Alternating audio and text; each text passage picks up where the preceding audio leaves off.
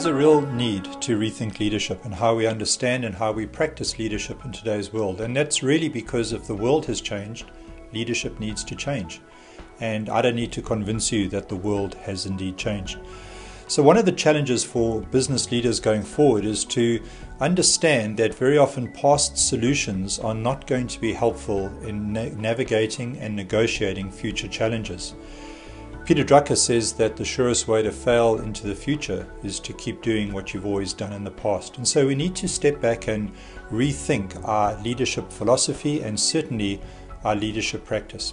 In this presentation on rethinking leadership, we look at a prism of how the world is changing and understanding the contextual nature of that. Secondly, we look at how the workplace needs to change in response to that. And then lastly, we look at the changing workforce, because leadership, after all, is always about leading people. The presentation also then offers three helpful footholds, if you like, in navigating the future of leadership. It looks at adaptive intelligence and the need for adaptability in a world of exponential change. It looks at the need for leaders to understand that they need to access the balcony and get a sense of perspective, especially again in the turbulence that is change.